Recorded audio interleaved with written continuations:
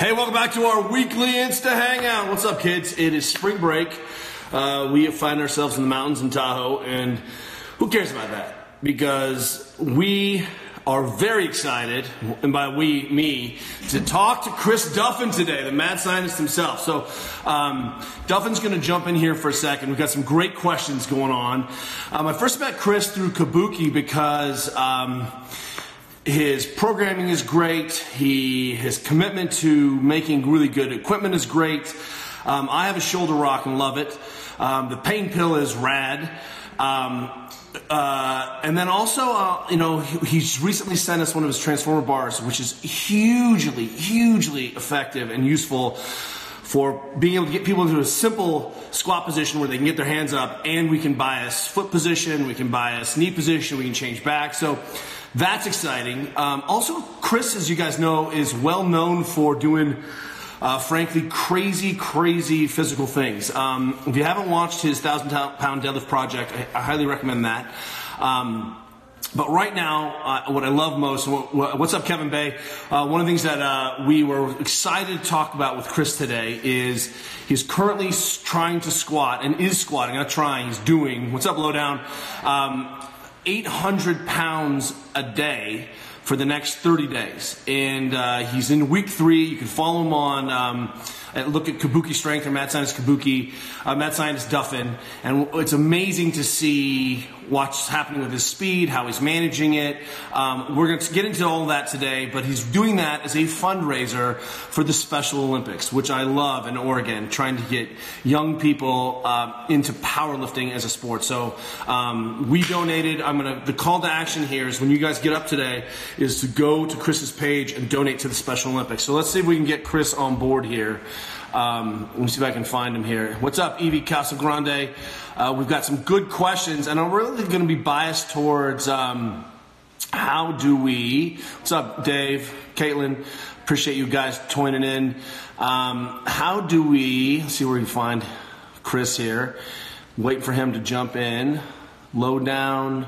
I'm looking. Stand by. There it is. Okay. Duff, I'm adding you in. Question today, but this is the chance to really nerd out on what's going on with Chris. And there's the man. I see an 800-pound squat hand. He's got really long arms, or either that, or he's sitting in the back and someone else is doing that. How you doing, Big Papa? Pretty good. How you doing, dude? First of all, what day are you on right now? Today is day 20. So getting close to the 3-week mark at this point. So. Oh, man, you have squatted 800 pounds 20 days in a row. And I've been watching. It looks like your speed's coming back up. I don't know what's going on, but isn't it weird that you're literally starting to adapt again to this freakish load? Yeah, what I found is, the velocity will come down over periods of times, then start swinging up, and then it'll take a downward dip. And so I'm coming out of the second kind of downward dip in the process so far. Awesome. Hang on one second. Hey guys, do a shot. I got a house full of girls here, and we had to, we're trying to cordon them off. So there it is. Well, first of all, Chris, where can everyone find you? I said a little intro, but where are you on the internet? How do we find what you're doing? KabukiStrength.com. So KABUKI strength.com. And we've got a page set up so that links to the GoFundMe and all the details around the fundraisers on there as well. Great. So our call to action is if you guys are on today and just appreciate the mission around raising money for Special Olympics Oregon, go donate. Anything matters. Even $10, $5, $1, it all matters. So exactly. if you were on today and you enjoyed it, come jump in. Let's start just because we got some great questions, but how is it going? Talk about how you've been feeling 20 days in, because literally I told some of my good friends, hey, we're talking with Chris today, and they're like, good, before he dies under the bar. I mean, we're all really concerned for your health. Should we be concerned? It's been tough. I'll say that straight up. Like, I went in, I think, one of those things like, oh, that's going to be tough. Like when you're a kid and you go, yeah, if I touch something hot, I know that getting burned is going to be bad. But until you get burned, you really don't know what that is, right? So it's really like some days I'm just like, my brain is a fog. I can't think straight. I'm trying to like, take care of my kids and conversate. And I'm like, I'm having trouble here. Like, I'm seriously not keeping up with my 6-year-old in this conversation. We've got a problem.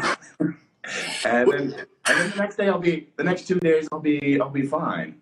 That's amazing. So there's, the kind of the fatigue. There was like one day I slept for almost 15 hours.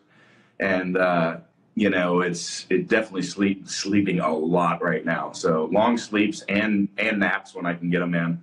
That's amazing. Definitely. I haven't lifted that heavy ever. I've only had 500 on the squat bar, just, 10 times ever. And, I jumped into Mark's meet not too long ago just for a little push-pull. And first time I'd ever lifted with competition plates, blew my mind. But my face hurt after my big pull. And I was in a fog, and I literally couldn't talk to anyone, and I needed the smelling salts to click, and I had no idea, and so anyway, it blows my mind that you're feeling that way every day. So mad props on that. That's just incredible. What, besides sleep, have you done any other things around nutrition? Have you had to eat a lot more? Are you spending a lot more time just getting the body moving more during the day because it makes you so stiff? Yeah, so there's several different things that are kind of playing a role in there. Let's talk about like movement first, and then we can get into nutrition and other things. I think a little bit because we've been conversating around this. But one thing that's interesting is I'm keeping my warm-ups really limited. So because of that cumulative load over the month, if every day I come in and I'm squatting 650, 675, 700, 725, so on, like all that's going to add up. So I'm trying to do as much prep work as I can to get me like ready to go and firing. And I shot a quick video on that, but it's a lot around like, just getting the system primed in some of the areas that I might be struggling in. And then post-training, I'm immediately on recovery mode. So I've got the Mark Pro unit I've been using. I'm finding that really useful. I'm using our pain pill to do a really slow rollout through the tissue, improve lymphatic drainage in some of the areas that are struggling. If I've got targeted work, I'll be I might be using the Supernova ball, the boomstick, the pain pill, some AccuBalls, whatever it is, like doing specific soft tissue work. And for those that are listening that may not be aware of the type of work that we do, almost always it's movements of like a pin and stretch type work where we're getting in there and then I'm actively moving through the range of motion. I find that way better than just the static work. But you got to know kind of what the target. So I'll do that. You're doing that even though there's no science to support that, right? That's what's so great. Because the internet is telling me that all the work that we do doesn't work because there's not very good science. It's weird how this seems to be the thing that's keeping you together in this. We've been playing around with different modalities for years, and like that, I mean, you do it and it works. That's that's all there is to it. So if I did that in 90 seconds and I got a result from it, and I could play around with a bunch of other stuff and not get results at, for a half hour, 45 minutes, I'm going to go to that one that's really quick and works. So I'll let science catch up.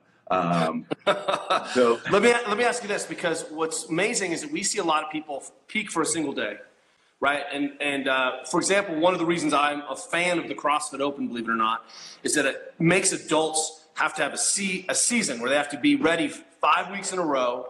And it really highlights some of the things you can do and can't do. So squatting 800 one day would be a lifetime achievement for a lot of us. But knowing you got to do it again, there's no break.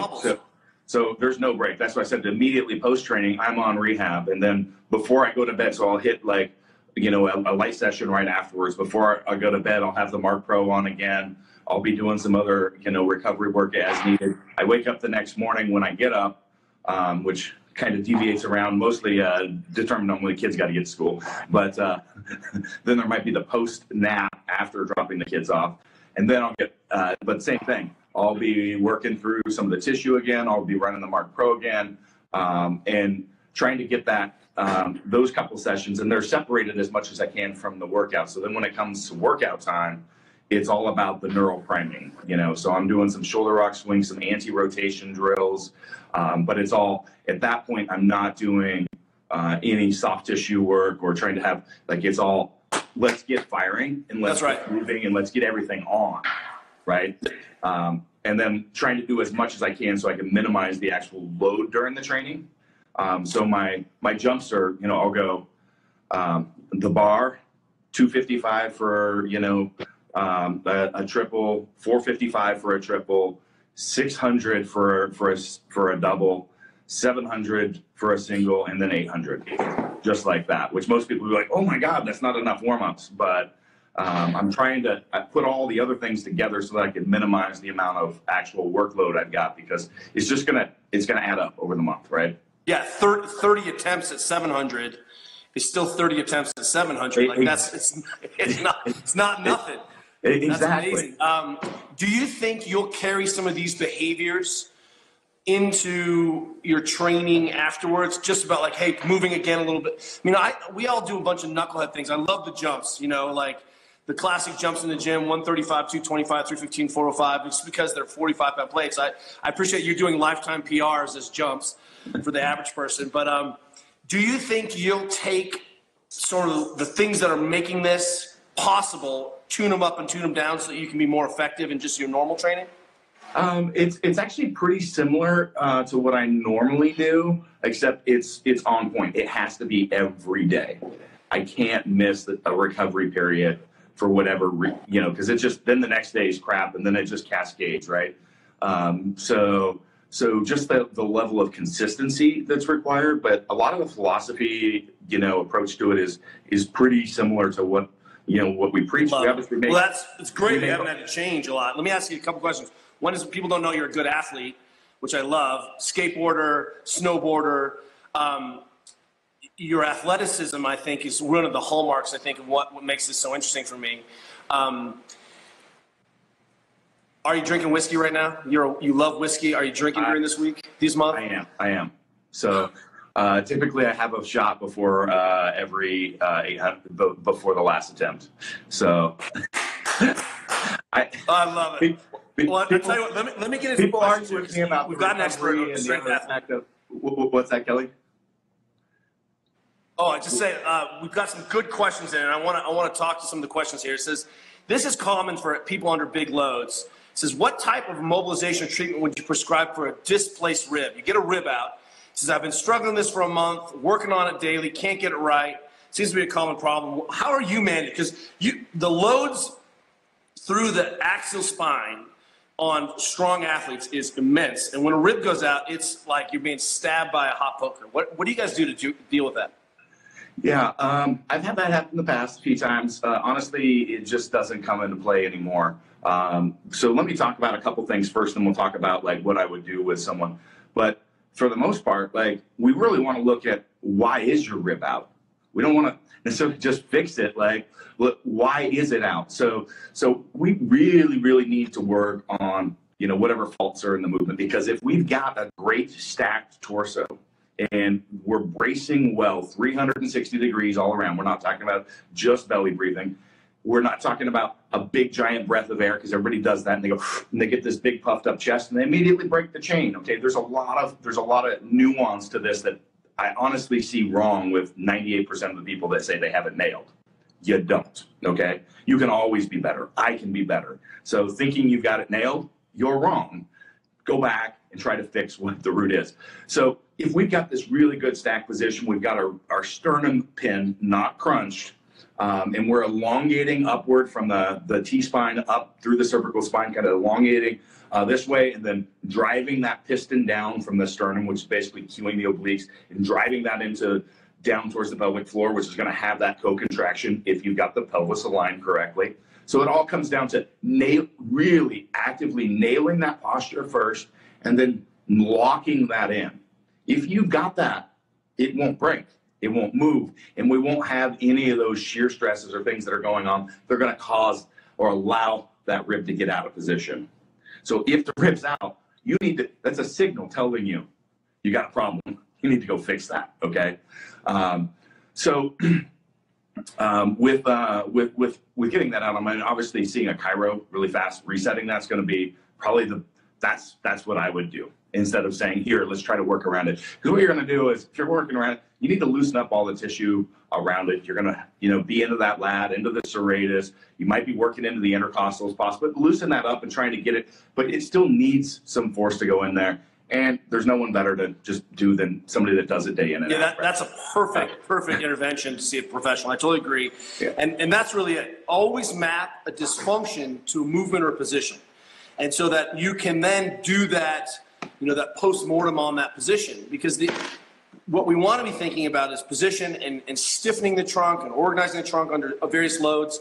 Stacking is a great phrase, is really a skill. And what we want people to understand is that this is an infinite skill that you can constantly be refining the rest of your life. So it's not just about, can I work harder, but can I be in better positions and more quickly? So constantly refine. I really appreciate that, Chris. Check this out. This comes from just real quick on that. Anybody's got a question on what that means? Watch my squat, okay? Watch my squat and look at my torso position. Look at my rib cage position. Look at my chest. Look at my pelvis. And look way they say, but also look at the feet and the ankle. You'll see the same thing there. That's got to be strong and stacked. You nail those two, and you've got 95% of the things that could go wrong aren't going to go wrong. So I want to point out to everyone who should go back and watch, because you add another squat to your video every day, which is great because you can see. I love seeing the progress. But look at your arches in your feet. They don't wobble. You don't collapse. In fact, you're doing all of this barefoot, which I love because you can really see what's happening with ankles, and you're not using a shoe to hide a dysfunction. You're not using an elevated plane. You can really see the feet. And I suggest and would recommend to people, look at your feet, because as that chain just drops first at the floor, that's when the whole system goes cattywampus. This is a really important point here, because we see this all the time with people when they're seeking mobility advice. How do I get dorsiflexion? I need more dorsiflexion because I can't squat to depth. I need this shoe. How do I get it? Why are you lacking dorsiflexion? Probably because you don't have a strong base. So the body's trying to support it, trying to protect it. So it's limiting the range of motion around that joint to protect it. So the root fix again is go back and strengthen and control the foot, not chase dorsiflexion and add mobility on top of weakness. That's a poor choice. Poor choice. No, if you come to any one of my classes, I'm going to hammer you on feet first. You're going to be like, it's like you and I have a foot fetish, because we see that we solve a lot of problems for the entire chain. And more importantly, we develop foot and patterns of the feet so that this athleticism that we're training in the gym translates to the real world. It's not just about adding another kilo. It's about, hey, I'm squatting so I can be a more effective mover and everything else. I work with Olympic discus throwers, Olympic shot putters, at least a dozen different MLB teams. We actually consult with several on movement. We work with collegiate football, baseball, basketball, like all these. And you do work with the foot, and immediately you're going to see a transfer in athleticism, even more so than you do in the gym with moving and adding another kilo.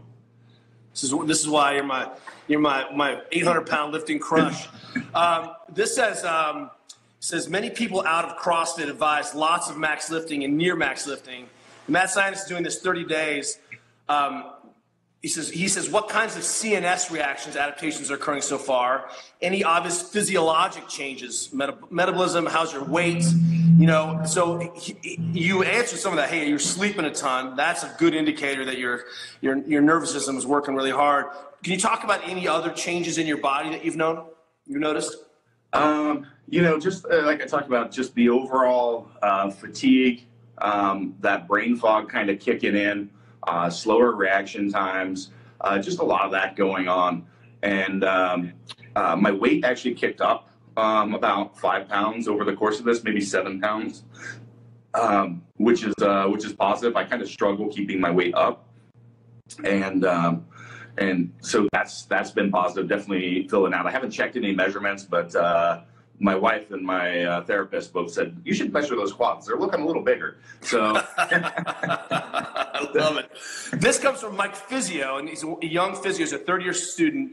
He's a strength athlete. We've known him forever. He says, how do you guys typically recommend incorporating conditioning into a strength athlete's program. For example, let's say you have a powerlifter still trying to chase PRs and increase awesomeness, but their conditioning is not so great.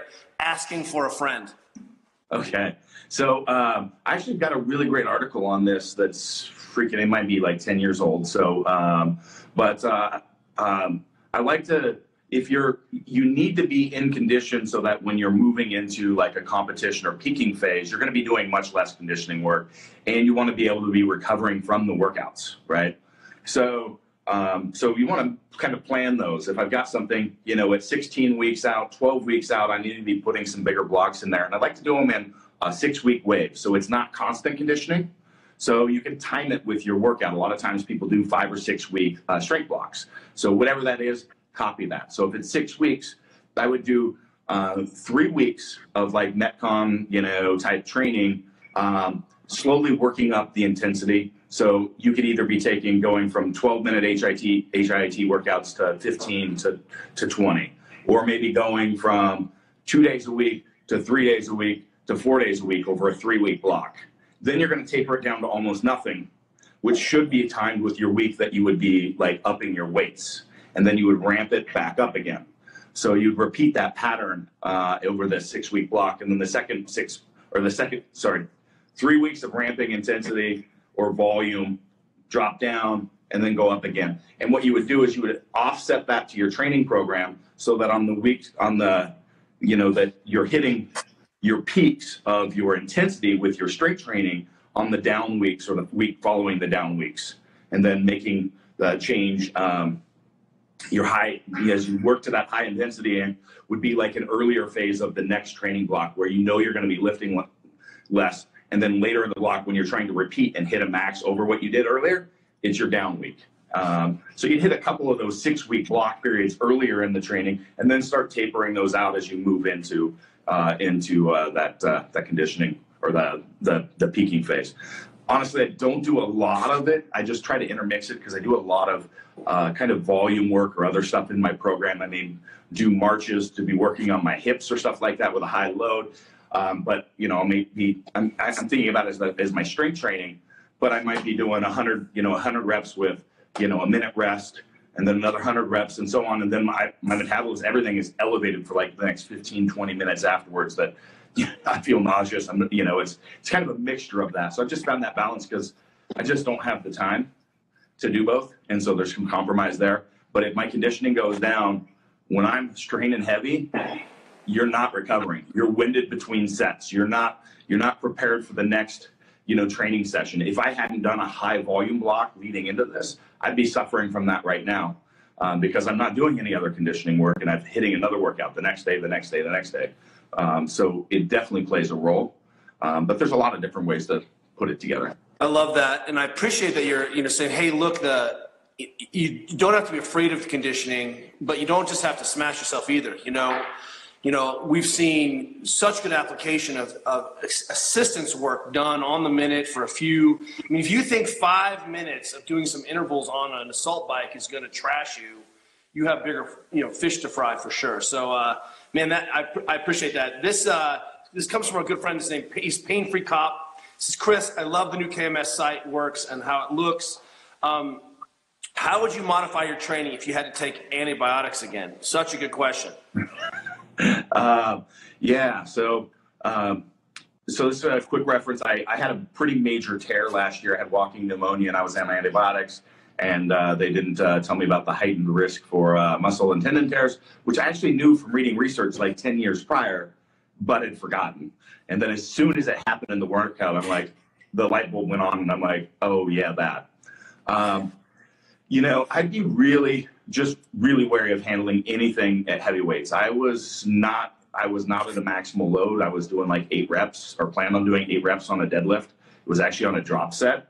And on like the 3rd or 4th rep, I nearly detached my hamstring, grade 3 tear of the peroneals, gastroc. Like, it was a mess. And I wasn't even straining.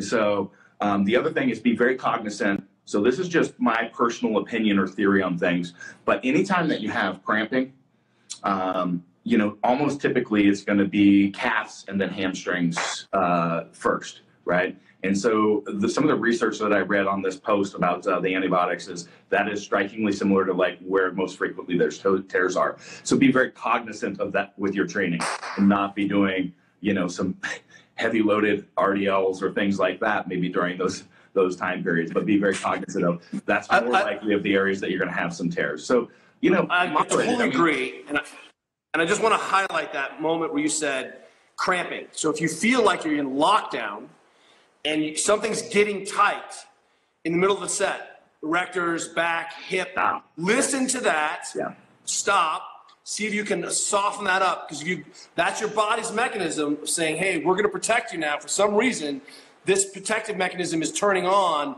That always happens prior to a sprinting hamstring. People are like, yeah, I felt the last one, I felt a little tight, and then bam. So Chris just dropped one of the most significant knowledge bombs around staying injury proof for your whole life. I'm getting tight, a pre-cramp, listen to that, back off, even if you don't hit what you planned. I couldn't agree more with that. Yeah. So the other thing is during those periods, you know, adding in a multi-mineral with some electrolytes such as potassium, magnesium, taurine's great. But for the most part, like maybe just not train until you're off of it. I was actually well at the time, so I had gotten over the walking pneumonia, and it was the last day on the course of antibiotics, and I was in the gym. And I actually thought I was being smart. I went in the day before and did just a whole body, like flushing, you know, not intense workout to get everything back in, all my glycogen stores replenished. And so I thought I had managed it effectively. But you know, drugs can do things like that, so. That's right, and they're powerful. I mean, it's better than dying of an infection, so we'll take it. So this comes from Athletic Gain. It says, if I had a labral surgery and still feeling anterior pinching, what direction do you use a band to distract to be able to access that? One is you make sure, since you just had surgery, you probably have a physio or a chiro that you love. Have that person help you get into those positions. If you're trying to warm up and give yourself a little bit more space in the hip, put the band in the position that gives you the best effect. So if that's posterior or a little lateral motion so you can get that hip unimpinged and moving again, do it. So we'll let you guys go. Would you agree, Chris? Yeah, I would. And then I'd say about 10, 12 weeks post-surgery is a good time to start looking at potentially using the shoulder rock. So from a movement perspective, people think about the tool as a mobility tool. It's not. It's a strengthening and shoulder health tool. But we're going to move that shoulder through an entire range of motion while turning all the muscles on and off that support that shoulder girdle. And this is really important, on and off. So we're not just doing soft tissue work and turning stuff off, but we're turning things together on in the right sequence, which is your root fix, right? So that's what's going to get that shoulder functioning better, is having the right stabilization mechanisms turning on, which is then going to offset the wrong ones trying to stabilize the shoulder, moving it into the wrong position, causing those pinching and that stuff going on. So especially, you know, when Chris is talking about working in his mace, and there's a new shoulder rock, which I love, sent us, but looking at this position, this overhead position in a short lever shape, and then the rotation is created through this just normal swinging. So basically you're figuring out how to get and work in these stable positions as the other arm goes into this unstable, when I mean unwound. But what you're doing is you're spending a ton of time in this overhead shape with a shortened lever, then coming back into this front rack shape. If you ask my wife, I am on the shoulder rock every day. It's part of my warm up, and it's part of what I call my elbow health routine. I'm always swinging a mace, and I'm always swinging the shoulder rock, because those two things find all of the corners of rotation, and then I don't have to mess around with a whole bunch of assistance work. My assistance work for maintaining my positions for paddling ends up just being the same training. So can't and then your heart rate's up, you feel good, you feel ready to train, which is, you know, a good thing. So well, and I'll tell you, when I'm feeling not athletic, I swing the mace and I swing the shoulder rock, and those two things make me feel like an athlete again, right? I don't know what it is, but I just think. This is an important question, probably the most important. Jay Shannick 93 says, what's your go-to whiskey, Chris? Will it. So, Will it from Kentucky, some nice Kentucky bourbon. Oh, Kentucky, oh, there it is, there it is. It says, So this is a great question because we're talking about feet. This is from Fata Foot 23. He says, when I'm turning my knees out and squaring my big toe comes up off the ground. So he's shoving his knees out to maintain an arch and put that ankle in neutral. Big toe comes up off the ground. What do you do around that? You know, I kind of frame it a little bit different, Kelly. So this is probably maybe a little different than your approach, but I have people not focus on the knee at all. So we don't either anymore. We don't talk about it at all. So if I work on the foot, you know, the knee is going to be an output of the foot in the bracing. So between those two, if I move that, the knee is going to do what it's going to do. It has no choice but to operate the way that it needs to. So sometimes focusing on the peripheral, like putting the knee in a position, is going to cause the foot to roll out or some of these other things. And then we don't have the right things turning on and off. So I'd start there. You could also do some drills. So there's a couple drills that we have. They're on the kabuki.ms site, but I think they're open public videos. But during squatting, you can put a strap right under the base of the big toe. So not the big toe itself, but almost the web here. So this is your big toe. This is the toe next to it. You're going to put the strap right here under that, okay? And then under the other foot and try to squat while maintaining tension. You can do it with some business cards and a friend under there trying to pull that. The strap you could hold yourself and kind of pull up while you're doing a body weight squat, and make sure we're maintaining tension there. We don't want to be picking the toes up nor grabbing the floor with the toes, which is often a mispiece. Like the toe flexors are not very strong. We don't want to be using that as our stabilizing force. We want to be spreading and splaying those feet. So that's something you can just practice on your own, is spreading and splaying those feet wide. I've got some drills called like foot love that you can do with your own hands to open that up. The other is learning control of the foot. So put the foot down, raise the big toe independently, put it back down. Raise all the other toes independently, put them back down. Work on separating the toes. So you need to gain some control and strength in that foot to be able to do these things. And sometimes it's just that getting those neural pathways working, because they're in your shoe all the time and they're not working. I'm not saying, you know, train shoeless like I do, but spend some time working the foot, okay? And then when you're in the gym and you're wearing shoes, the foot is going to work better, okay? Then we gain control of that foot. So yeah, we want to be making sure that we've got those 3 points of contact. So the one I showed you is that between the big toe and the pad. The other is outward on that metatarsal line towards the pinky. And then the third would be the heel of the foot. So there's no driving off the heel. The weight is distributed right midfoot. And you think about taking those 3 points and pushing them and spreading them through, pushing the ground away with those 3 points to create that base. There's a slight nuance and like setup for the foot between somebody that has a high arch or a low arch. You can get into those weeds if you want on our website. But just for the point of the Instagram, that kind of is going to cover the basis of that. So hope that helps. Yeah, I want to second that, is that if you then pick the ankle up and just put it in the middle and maintain that balance, what we'd like to say is that, hey, look, our job, whether I'm swinging kettlebells or the mace or whatever, is to minimize the amount of forward rocking back and forth. Yep. In ballet, they talk about the big toe as the toe foot, which really corresponds to your big toes. So that whole section, or the soles of your quads, that whole front section that Chris was talking about here with that pad, is basically your quadriceps. And if you lift that up, your quads turn off, and you'll see a lot of hamstring issues. If you collapse onto that big toe, because your ankles collapse, arches collapse, you lose the heel foot, which is the other four fingers, other four toes going back to the heel, which means your hamstrings turn off and you're living on your quads.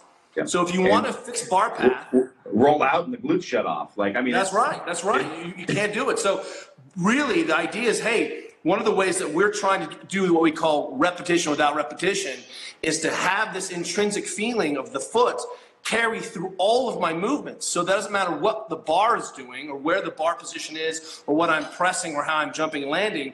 I'm always coming back to that reference foot position because I'm going to get the best function out. So if you're shoving your knee out, the knee is just a red herring for what's going on with the hip and the foot. Exactly. You're not fixing the root issue. You're making it look like it's supposed to be. That's right. But not actually turning things off. They're really funny. Some of my cueing strategies are from a coach from Russian ballet, by the way, too. I am not surprised. And frankly, we all talk about springiness a little bit more. Springiness. This says, hey, this is a good one. It says, hey, Kelly and Chris, I subluxed my elbow 2 weeks ago. Just wondering what I should do for rehab and recovery. We every once in a while see it. Someone just hyperextends their elbow.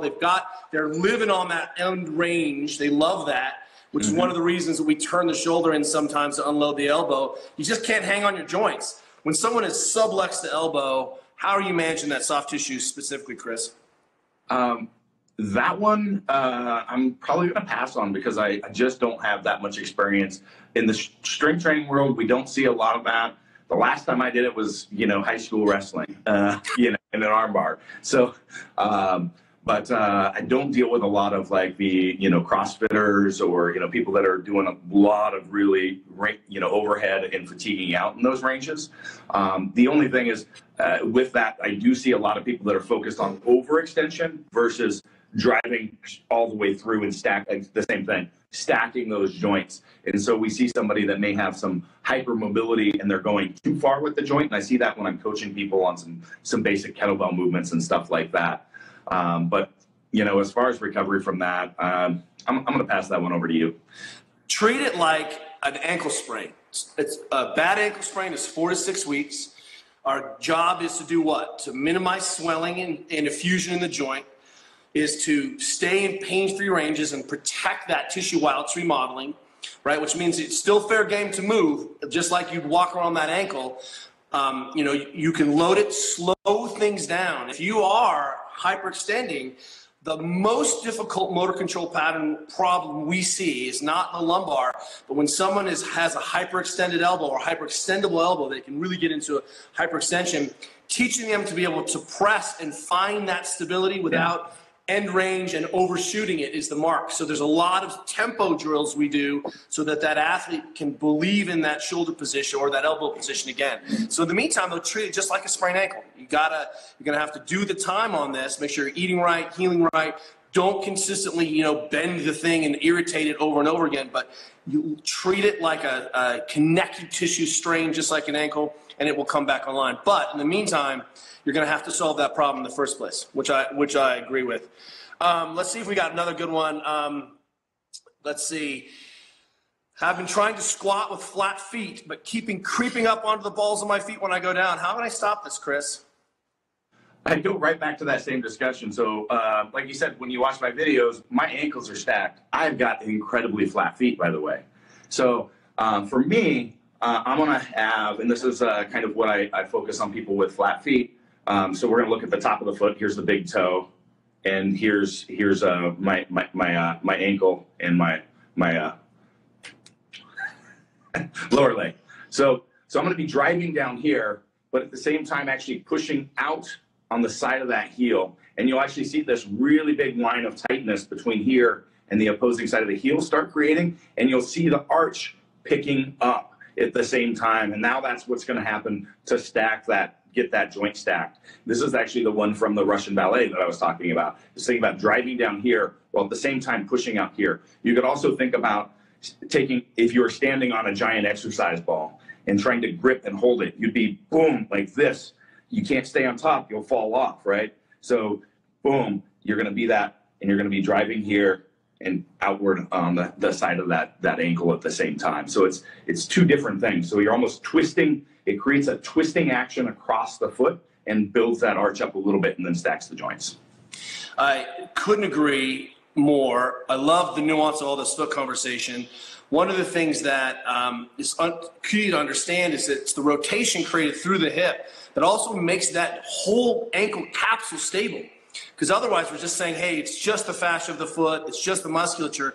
But the ankle capsule is hugely important to creating that stability. And what Chris was saying about pushing out and maintaining that is a way of creating internal torsion through the foot, which causes the whole foot to be able to support itself. We have never met a flat foot we can't get an arch in, ever, especially in squatting, especially in controlled deadlifting. But what I'll say is the further you turn your foot out, the longer it's going to take to be able to create that capsular torsion. Yep. And so what you see is that people are jumping and landing, and then their knees have to go freakishly out, and then they're not using their hips and hamstrings anymore. They're using some kind of frog shape, right? And so you understand that you've got a good window where hips turning on. You start to turn that out, and then you have to work even harder to make that ankle stable through that hip. And so subsequently, it looks like an aberration. So see if you can bring your feet in a little bit, just straighter, and you'll be able to pick that foot up much more effectively. And so something too about that is, as you're doing that, you'll find you can actually maintain that through the entire that pressure and that concept of rooting through the entire movement all the way into the hole, and you'll have this tremendous power coming out. But if we go back to like a more like eagle talon, twist the floor type mentality, you can do it great in the standing position, and the glutes are firing and all this. And as soon as you break to start squatting, you're like, how do you can't do it anymore. So this gives you that power, and you're going to have such power in the hip to fire out of that squat. And again, you'll see that big rebound out of the bottoms of my squat. It comes from part of that. So that's right. So thinking, hey, I'm staying balanced. Can I wiggle my toes and use my toes as assist, but not as a function of being able to use? That's like only using your fingers and not using the strength of your hand. This comes from Aman Kasawal. It says, I have an ACL ligament complete tear. What do I do? He says, can I heal this? Look, you can't heal your ACL. We believe that you need to have a real fundamental question about what it is you want to do the rest of your life. If you've torn your ACL, you have what we call primary instability in the joint, and you're going to be banging around. It's going to ultimately come at a cost probably of arthritis in the joint because you're banging, and you'll probably tear your meniscus. If you're just going to stay in really controlled range and have rock solid hamstrings, you can get away with it. But if you plan on being athletic, you need your ACL. Fair enough? Yeah. Let's see if we can get another good one. Holy shit, Kelly Starrett and Chris Duffin. Yeah, I know, we're twins. It freaks people out. Let's see. Let me see if I can get another one. Preacher out that toga.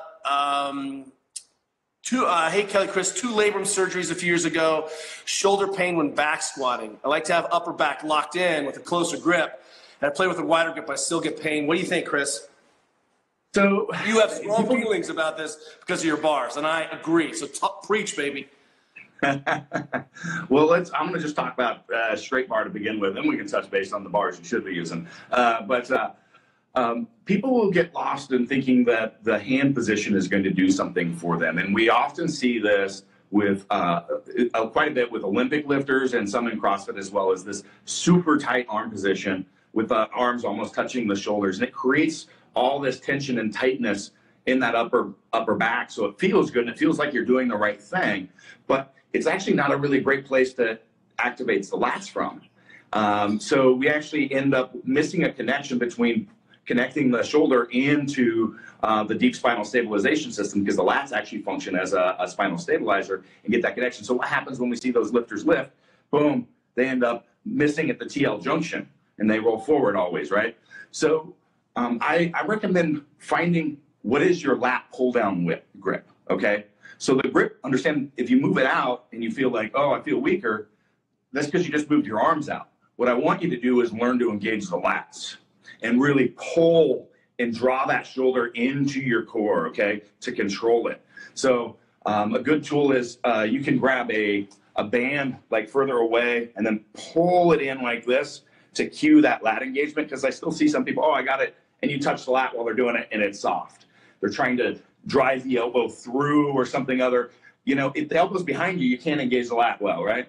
But there's a range in here that works just fine. It's going to be your lat pull down. It's actually, the elbows are, for most people, still going to be slightly behind the body, but it's not the elbow position that we're after. We're after connecting the shoulder into that torso position, getting everything on.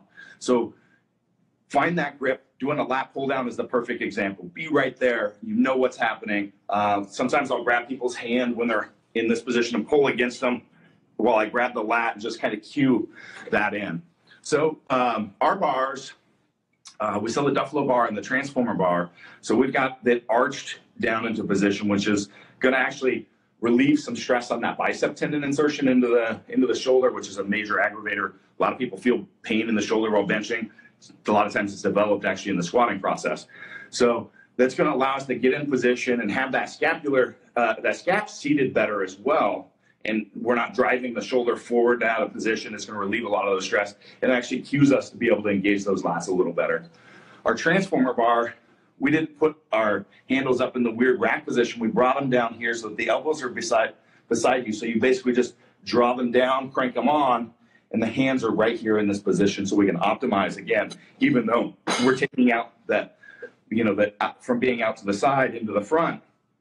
We're maximizing that ability to maintain that strength and control through the TL junction and connect the shoulder effectively throughout that entire spine. So if you do that properly, that's going to alleviate a lot of the stresses on the shoulder.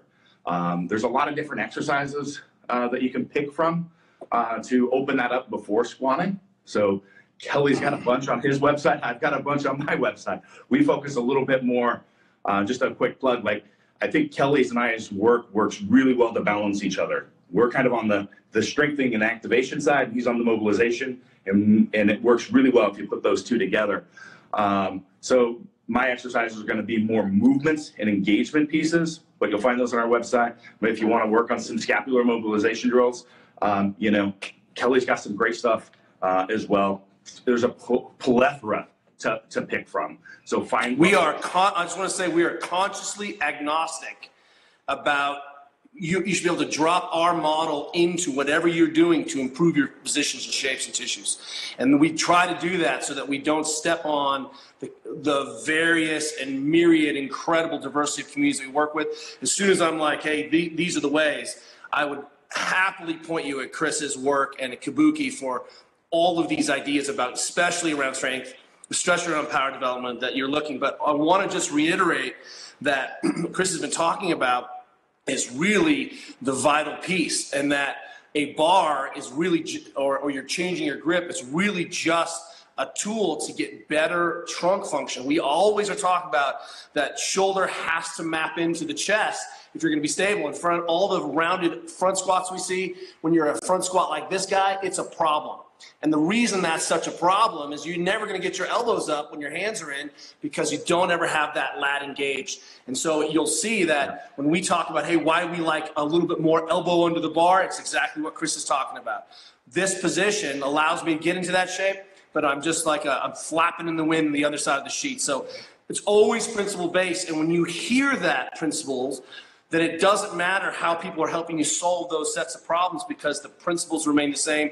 And go back and listen to what Chris has talked about, getting the lat on. It is the chief extensor of the upper back and the tightener of the whole thoracodorsal fascia, which is how we transmit energy more effectively. So if we end up with that really tight grip, we're creating passive tightness here and not connecting it. And oftentimes you're pushing up on the bar, which is the opposite of actually what we want to be. We want to be drawing that down into our core and then extending from here upwards. And that's how we get that connection and get that locked in solid. Chris is going to be coming to San Francisco when he's done with all this squatting madness. And we're going to shoot a little bit about how to use this transformer bar to solve some of these problems around, hey, I'm extension sensitive, I have my flexion sensitive, hey, I've had some knee issues. How am I going to minimize shear on the front of the knee? We can use this variety of bars to get you into better positions so that we can turn on and leverage your physiology. I've taken entire groups of collegiate and professional athletes that are not allowed to squat because of various leverages, being rehabbing from surgeries, and dial those bars in to get everyone squatting below parallel with perfect spinal mechanics, removing shear loads on the knees. Like, it's really crazy what we can do. We keep this short because we're going to be filming some videos on it. But when we change that load position and how it relates to the hip joint, you can do some pretty crazy things with it. So. Totally great, and leverage even your physiology, because a lot of people have different anthropometry. And remember, squatting for straight bar powerlifting is different than saying, hey, I need to squat to become a more effective person, and using the right tool. That doesn't mean that it's apologetics. We're just allowing you to get out of this. But hey, saying that, hey, you've got a unique system, you've got to go do something else. We want to get you in shape so we can leverage this, and that the total training session cost is lower.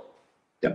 Yeah. I mean, look at some baseball players and basketball players. They're not built to squat to parallel with a straight bar without some sort of compromise. So if you have them doing it because I believe people need to be squatting ass to ass with a straight bar, like you're running the risk of injuring these people. They don't have the mechanics to do it when the load is in that position.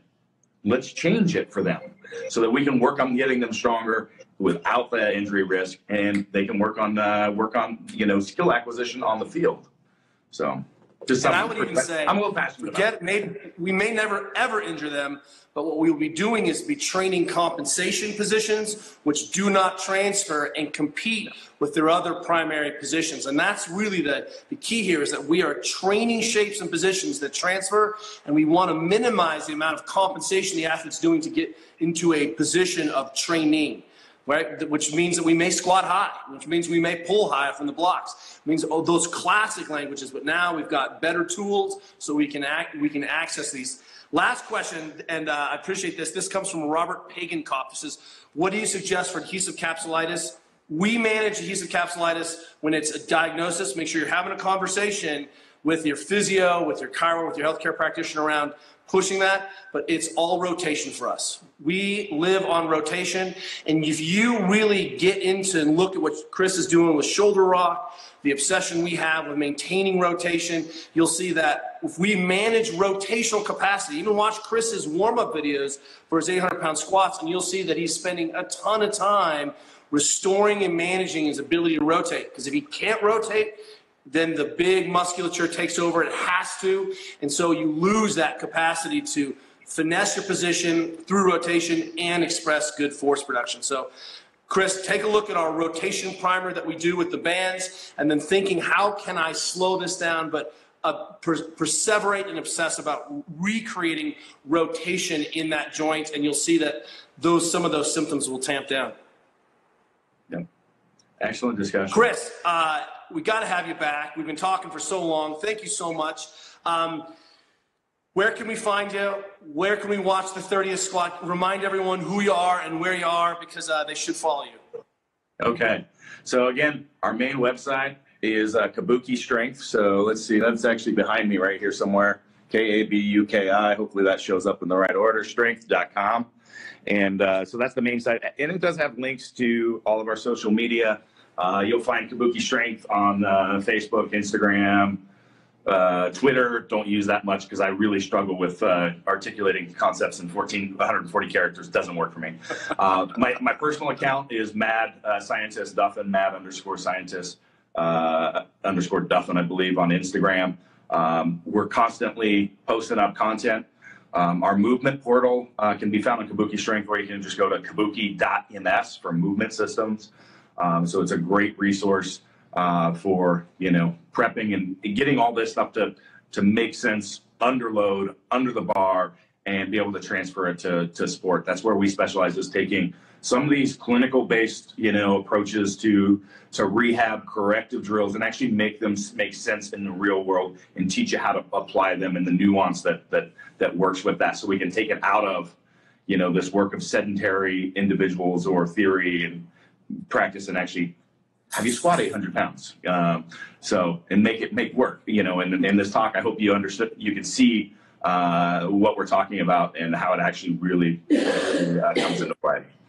So I appreciate it, and I will have another conversation about what's happening on Instagram, where people are, all they're doing, I see, is these movement transfer exercises that look like low-level rehab.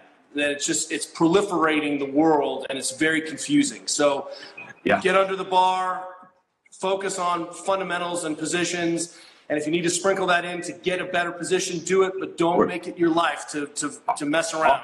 Our philosophy is the human condition requires stress to grow, to adapt, to change. It doesn't matter whether it's physical, mental, spiritual. You must do that. And so if we move into this detrained state of rolling around on the floor, you're not advancing, you're not moving forward. So there's a time and place for it if you understand how to use it. But at the end of the day, we want to get to training. That's what we want to do, and we want to do it correctly. So, Chris Duffin, I appreciate you so much. And in full disclosure, even our head of our powerlifting program has been to Chris's barbell training course. We integrate his thinking into our gym every day in our powerlifting and strength athletes, and we thank you for that. Chris, we'll see you again soon, brother. Appreciate you guys. Yep. See you in a couple weeks. All right, bye.